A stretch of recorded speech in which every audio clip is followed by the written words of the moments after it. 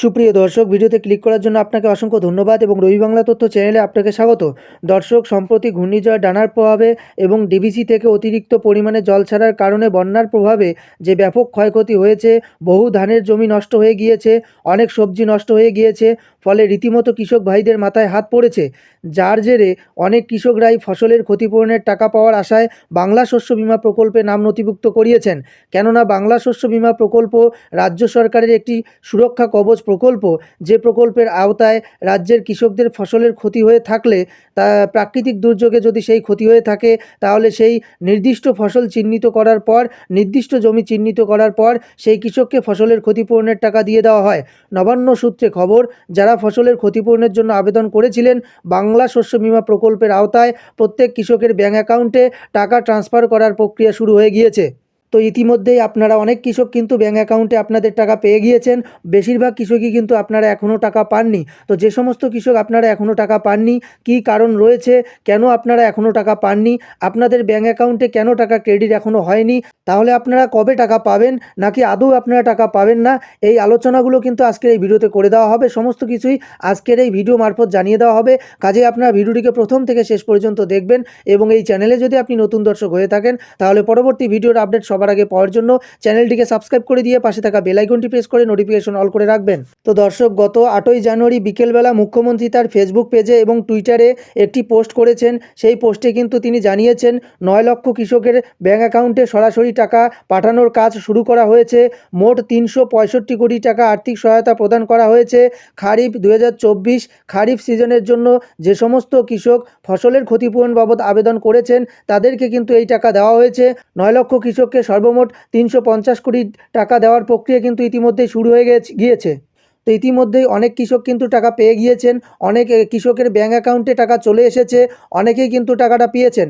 আবার আপনারা বেশিরভাগ কৃষক কিন্তু আপনারা টাকা পাননি, বেশিরভাগ কৃষকের অ্যাকাউন্টেই কিন্তু এখনও টাকা ক্রেডিট হয়নি। তো আপনাদের যাদের এখনও টাকা অ্যাকাউন্টে ক্রেডিট হয়নি, কেন আপনাদের টাকা আসলো না, সেই সম্পর্কে এবার জানিয়ে দেওয়া হচ্ছে।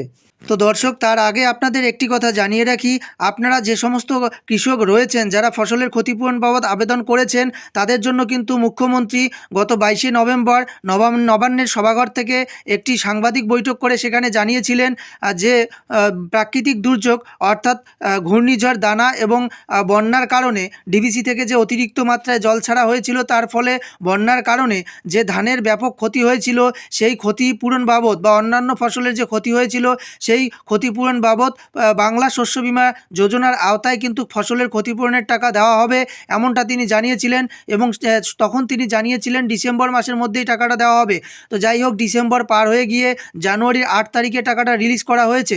তো সেদিন কিন্তু তিনি আরও জানিয়েছিলেন যে সমস্ত চাষি এতে ক্ষতিগ্রস্ত হবে, প্রত্যেককে কিন্তু টাকা দেওয়া হবে।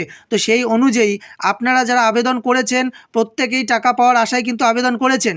এবারে মজার ব্যাপার হলো এটা, কৃষকদের যে টাকাটা দেওয়া হলো, অর্থাৎ বাংলা শস্য বিমা যোজনার আওতায় 9 লক্ষ কৃষকের ফসলের ক্ষতিপূরণ বাবদ টাকা দেওয়া হলো, কিন্তু এখানে আবেদন করেছেন 2024 সালের খারিফ সিজনের জন্য আবেদন করেছেন মোট 65 লক্ষ কৃষক। আবারও বলছি, সর্বমোট আবেদন করেছিলেন 65 লক্ষ কৃষক।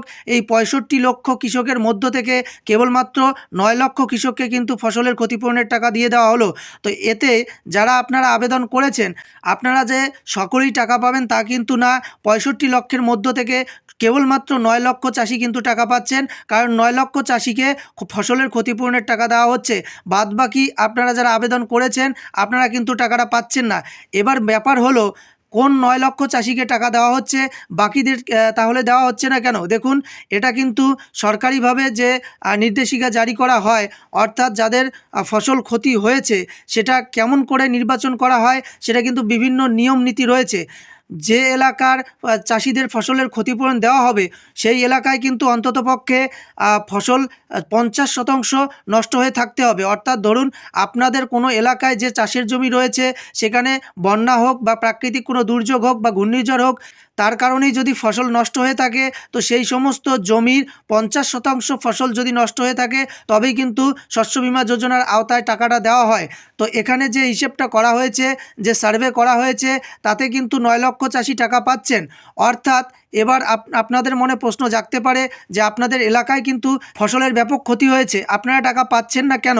দেখুন, এটা কিন্তু পুরোটাই নির্ভর করে বিমা কোম্পানির থেকে নিযুক্ত যে লোকগুলো রয়েছে, যারা সার্ভের কাজটি করে তাদের উপর।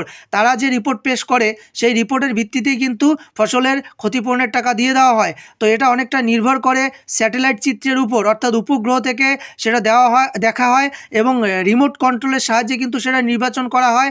আর যার ফলেই যে এলাকা 50% ফসল নষ্ট হয়েছে বলে যে রিপোর্ট পেশ করা হয়, উপগ্রহ চিত্রের মাধ্যমে যে রিপোর্ট পেশ করা হয়, সেই অনুযায়ী সেই এলাকার চাষিদের কিন্তু ফসলের ক্ষতিপূরণের টাকাটা দিয়ে দেওয়া হয়। তো এই অনুযায়ী 65 লক্ষের মধ্য থেকে কিন্তু আপনারা 9 লক্ষ চাষি টাকা পাচ্ছেন। এবারে আপনারা যারা আবেদন করেছেন, আপনারা কি করে বুঝবেন যে আপনি টাকা পাচ্ছেন নাকি আপনি বাদ গেলেন? অর্থাৎ ফসল বীমা যোজনার টাকা থেকে, শস্য বীমা যোজনার টাকা থেকে আপনার নাম কাটা গেল নাকি আপনি টাকা পাচ্ছেন, এটা কিভাবে আপনারা বুঝতে পারবেন? দেখুন, এর জন্য কিন্তু আপনাকে একটি কাজ করতে হবে, তা হলো আপনার স্ট্যাটাসটা কিন্তু একবার আপনাকে চেক করে দেখতে হবে। তো কিভাবে আপনারা স্ট্যাটাস চেক করবেন তার ভিডিও এই চ্যানেলে দেওয়া রয়েছে, প্লেলিস্ট থেকে সেই ভিডিওটি আপনারা দেখে নেবেন। তো এবার কথা হলো, আপনারা স্ট্যাটাস চেক করার পর আপনার স্ট্যাটাস কি দেখাচ্ছে তার উপর নির্ভর করবে আপনি টাকা পাচ্ছেন কি পাচ্ছেন না। তো আপনি যখন স্ট্যাটাস চেক করবেন, ওখানে ক্লেইম স্ট্যাটাসের ঘরে আপনাকে দেখতে হবে সেখানে কি শো করাচ্ছে। যদি আপনাকে সরাসরি ওখানে টাকা শো করিয়ে থাকে, তাহলে অবশ্যই আপনি ওই টাকাটাই পাবেন যে টাকাটা আপনাকে শো করানো হচ্ছে। তার বেশিও পাবেন না, তার কমও পাবেন না। আবার ওখানে কিন্তু অনেক ধরনের আপডেট এসে থাকে, অর্থাৎ ক্লেইম স্ট্যাটাসের ঘরে আপনি যখন যাবেন, সেই ক্লেইম স্ট্যাটাসের ঘরে নানারূপ আপডেট কিন্তু আপনার সামনে আসবে। যদি আপনি টাকা পাওয়ার যোগ্য হয়ে থাকেন, তাহলে কিন্তু আপনার ক্লেইম স্ট্যাটাসের ঘরে ক্লেইম আন্ডার অ্যাসেসমেন্ট এই কথাটা লেখা থাকবে। যদি আপনার ক্লেইম স্ট্যাটাসের ঘরে ক্লেইম আন্ডার অ্যাসেসমেন্ট লেখাটা থাকে, তাহলে বুঝবেন যে আপনি খুব শীঘ্রই আপনার অ্যাকাউন্টে টাকা পাচ্ছেন।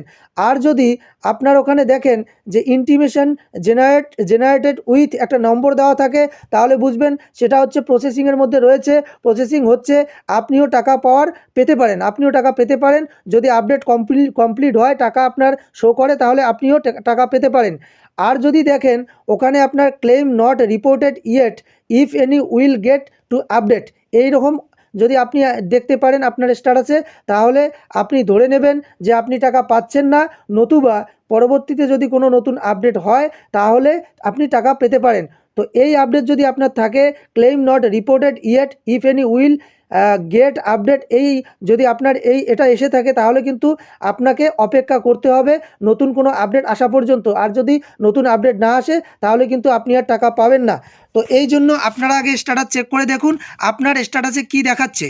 তো দর্শক, 8 তারিখে টাকা ছাড়া হয়েছে, ধাপে ধাপে কিন্তু টাকাটা আপনাদের অ্যাকাউন্টে আসবে।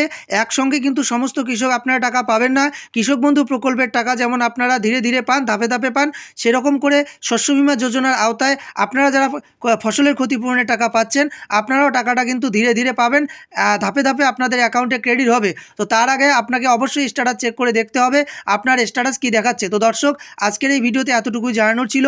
ভিডিও ভালো লাগলে একটি লাইক করে দেবেন এবং এই চ্যানেলে যদি আপনি নতুন দর্শক হয়ে থাকেন, তাহলে পরবর্তী ভিডিওর আপডেট সবার আগে পাওয়ার জন্য চ্যানেলটিকে সাবস্ক্রাইব করে দিয়ে পাশে থাকা বেল আইকনটি প্রেস করে নোটিফিকেশন অল করে রাখবেন। ভিডিওটি আজকের মতো এ পর্যন্ত, দেখা হচ্ছে পরের ভিডিওতে। ততক্ষণে আপনারা ভালো থাকুন, সুস্থ থাকুন, ধন্যবাদ।